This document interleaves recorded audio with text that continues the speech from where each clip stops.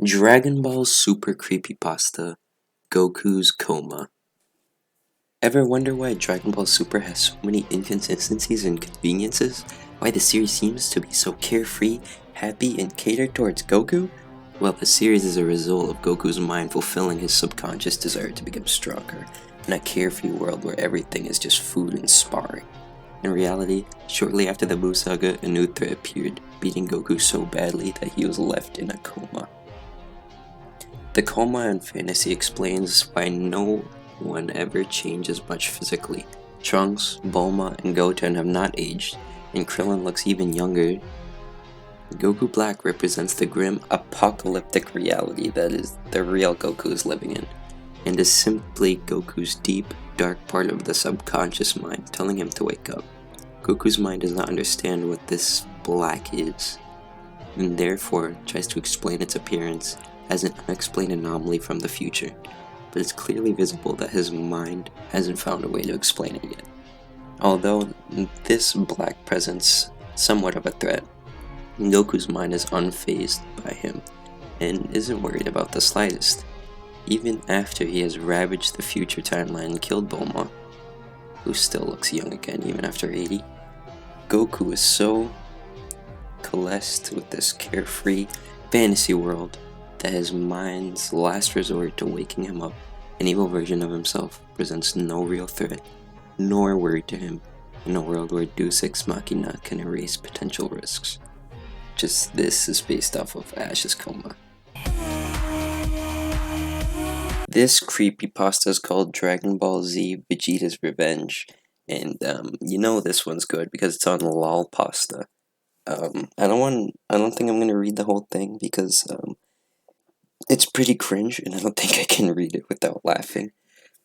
But basically, it's about a little kid who watches Dragon Ball Z, reads the manga, every episode of the anime, and had a ton of merchandise. The story goes, one time, he decided to watch the whole series again, so he got out a VHS tape and started watching the Buu Saga. All of a sudden, Vegeta appeared out of thin air. He teleported to Otherworld, somehow. I don't know how, but he did. This didn't make sense, and Vegeta wasn't even dead. The living usually don't teleport to the Otherworld, and if Vegeta was dead, wouldn't he be in hell? But then there was something odd about Vegeta. He had no pupils. His eyes were like a clear void of nothingness, and there were tears of blood coming from his face. This Vegeta looked like a zombie. It sent shivers down the kid's spine. "You ruined me, Kakarot," Vegeta said. "You ruined me." Goku ruined Vegeta? How so? Out of curiosity, I kept watching. The screen cut to black, and it showed Gohan doing his homework. And then, Vegeta miraculously teleported into his room. "He ruined me," Vegeta said. "Now I will kill all that he loves." Gohan turned around and saw Vegeta. "Vegeta, what happened to..." Before Gohan could even talk to him, Vegeta did a straight arm punch into Gohan's chest. His fist went through Gohan's flesh and broke through his ribcage. Then Vegeta ripped a bloody heart out of Gohan's chest and he died instantly. I was horrified and disgusted at what just happened. Why would Vegeta kill Gohan like that? I thought Vegeta cared about Gohan. Practically saved him in the fight against Cell. Vegeta was holding Gohan's bloody heart in his hand. He ate the heart like a cannibal and got blood over his face, and then licked it off his mouth. Then he went to Gohan's dead body and pulled out his hair.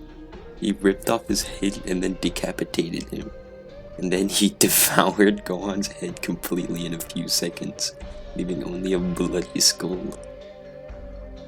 Then Vegeta teleported to Kami's lookout. Piccolo, Dende, and Mr. Popo were on the lookout and troubled by something as they knew that would happen. Piccolo looked at Vegeta and clenched his fist and screamed with rage and powered up.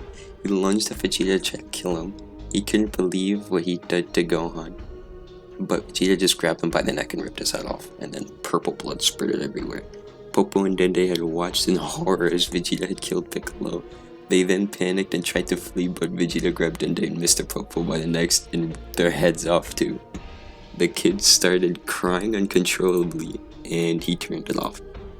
I left out a couple details in this creepypasta because one thing I don't think I'm allowed to say on YouTube, and I don't want to. But if you do want to read the copypasta for yourself, I'll link both of them in the description. Yeah. I do think that they're both pretty awful. The first one literally makes no sense. Krillin, Gohan do grow, Saiyans grow late. I think it's funny how they refer to Goku Black as the Black. Makes it sound very racially motivated.